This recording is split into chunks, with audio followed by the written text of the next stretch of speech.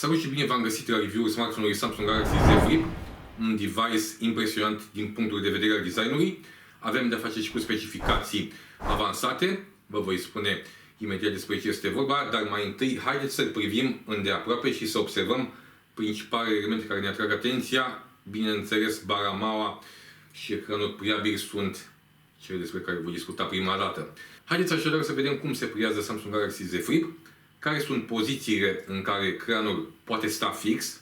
Putem folosi așadar telefonul ca pe trepied atunci când vrem să realizăm un selfie sau, de ce nu, o fotografie de peisaj. Și să vă spun și cum putem folosi ecranul extern atunci când telefonul este închis. Atunci când este depliat, Samsung Galaxy Z Flip arată ca orice smartphone obișnuit. Avem un ecran pe partea din față, camere pe partea din spate, în partea de jos un port USB Type-C, difuzorul. Pe partea stângă avem slotul pentru cartela SIM, iar pe partea dreaptă avem butonul Power, care include și un senzor pentru amprente, un senzor foarte rapid, precum și butoanele pentru volum.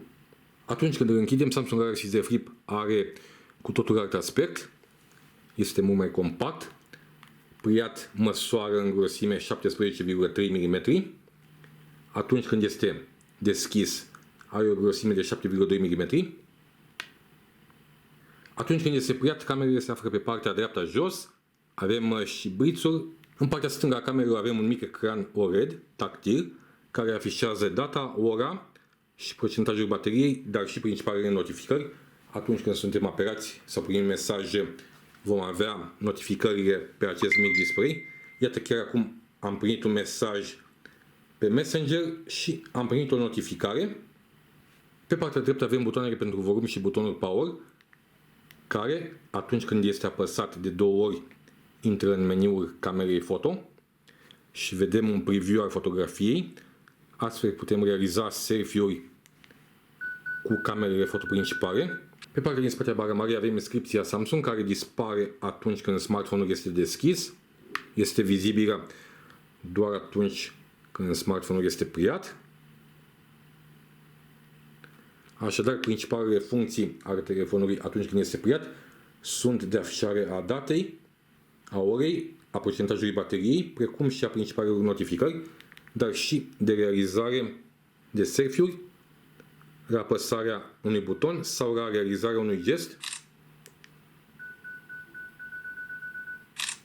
Deplirea telefonului se face foarte simplu. Prin acest gest, smartphone-ul poate fi fixat în 3 poziții. Iată-le. Poziție de 45 de grade, 90 de grade și 135 de grade. Sper că am calculat corect. Avem de-a face cu un smartphone care poate fi astfel folosit pe post de trepied. Putem realiza fotografii când smartphone-ul este așezat pe o suprafață. Și deoarece sticla de pe partea din spate este, după cum bine puteți vedea, destul de alunecoasă, în cutie avem o husă de protecție din plastic care protejează telefonul și care îi oferă în același timp un aspect robust. Ați văzut câte inovații aduce Samsung în domeniul telefonelor pliabile. Acum haideți să discutăm puțin despre display, cât de avansat este acesta, care sunt aturile sale și de ce vă recomand acest display dacă doriți un telefon pe care să-l folosiți cu o singură mână. Haideți acum să privim cu atenție ecranul. Display-ul are diagonală de 6,7 inch, rezoluția este de 1080 cu 2636 pixeli. Avem de-a face cu un ecran care are un mic priu pe mijloc. Este de înțeles datorită bara marei. Este vizibil pe alb, veți vedea imediat despre ce este vorba.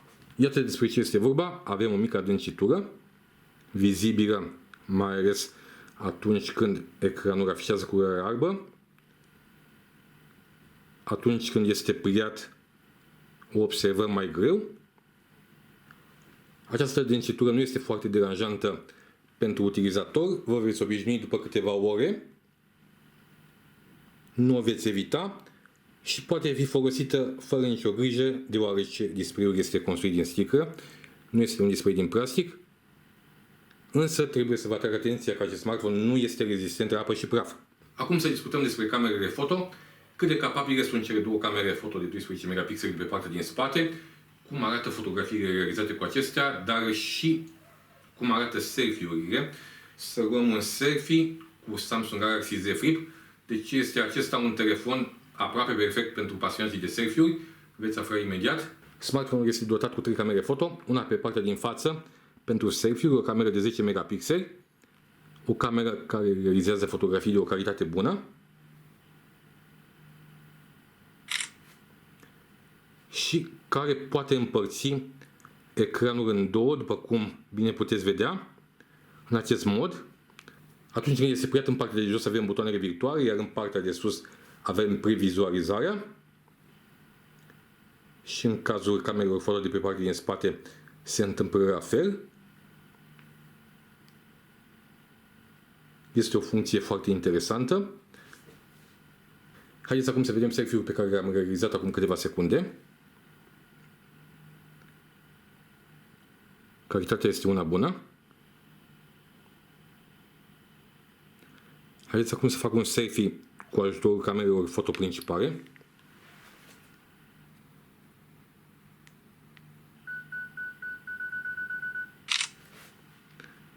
Acum avem de face cu un selfie cu o calitate mult mai bună. Putem folosi așadar camera foto principală pentru a realiza selfie-uri și în acest caz putem împărți ecranul în două, o parte pentru previzualizare și o altă parte pentru butoanele virtuale. Haideți acum să vedem ce moduri foto și video avem la dispoziție. Și pentru că tot am adus vorba despre modurile foto-video, haideți să vă arăt care sunt acestea. Filmare unică, foto, putem realiza fotografii wide, nu avem însă o cameră pentru zoom, video, video wide sau video normal, modul pro, panorama, alimente, noapte, focalizare live, video focalizare live, videoclip profesionist, mișcare super lentă, mișcare cu încetinitorul și filmare accelerată. Avem foarte multe moduri de fotografiere. Acum vă invit să urmăriți o galerie de fotografii realizate cu Samsung Galaxy Z Flip. Haideți să vedem mai multe imagini.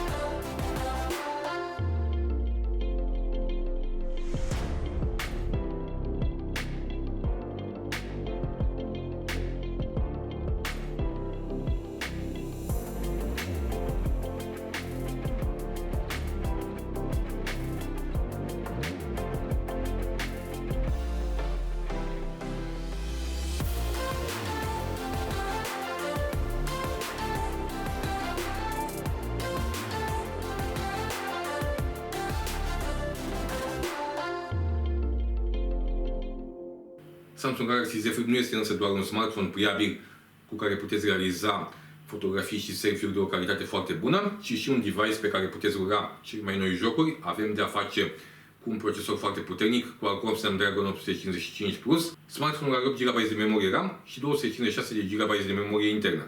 E bine, aceasta nu poate fi extinsă, însă 256 de GB sunt suficienți pentru foarte multe fotografii, clipuri și jocuri. Și acum să vedem cum rulează Samsung Galaxy Z Flip, cel mai noi jocuri din magazinul Google Play. Voi intra acum în Angry Birds, să vedem cât de repede lansează acest joc. Era deja deschis. Voi ieși din joc și voi intra din nou. Să vedem cât de repede este lansat. Cu ocazia asta, ascultați și cât de puternic este redat sunetul de către difuzorul Z Flip.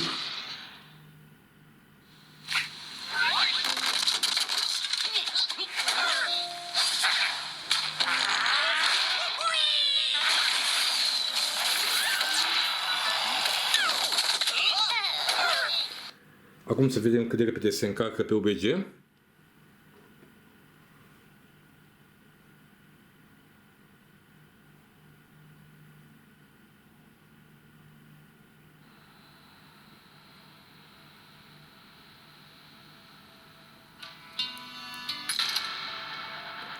S-a încărcat foarte repede.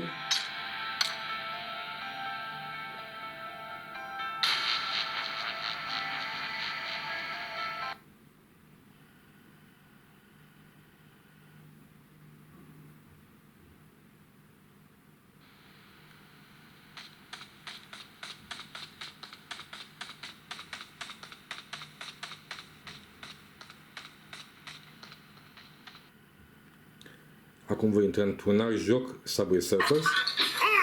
Vedeți că era deschis. Voi ieși imediat din joc și voi lansa din nou. Jocurile sunt lansate foarte repede, așa cum era de așteptat. Procesorul și chipul de RAM îi spun cuvânturi în acest sens. Din nou un joc deschis. Am realizat mai multe comparații cu alte smartphone-uri. Vă invit să-l urmăriți pe canalul meu de YouTube, să vă abonați și astfel le puteți urmări. Să vedem și cât de repede se încarcă Asphalt 9.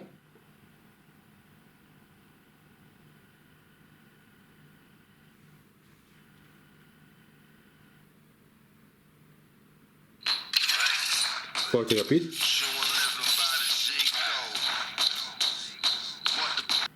Voi intra acum și în Sonic Dash să vedem cât de repede se lansează și acest joc.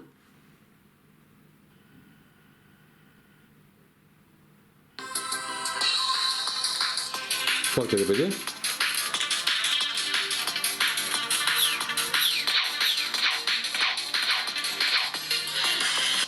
Samsung Galaxy Z Flip are o baterie de 3300 mAh, nu este cea mai încăpătoare baterie, însă îi oferă o durată de utilizare de aproximativ o zi în condiții medii. Asta înseamnă că vom realiza cam 50-100 de fotografii sau selfie-uri, ne vom juca cam o oră și jumătate și vom folosi mail-uri tot cam pentru o oră. Asta înseamnă 24 de ore de utilizare în aceste condiții, o durată foarte bună pentru un smartphone cu o baterie de 3300 mAh. Atunci când este așezat pe o suprafață, smartphone-ul poate fi folosit pentru a realiza fotografii de o calitate bună în condiții de luminozitate scăzută, deoarece baza sa este practic un trepied. Telefonul stă fix în cele 3 poziții pe care vi le-am arătat mai înainte și astfel puteți să realizați selfie-uri sau fotografii de peisaj. În ceea ce privește bateria, avem de-a face cu o capacitate mulțumitoare de 3300 mAh, care oferă o durată de utilizare medie de aproximativ o zi.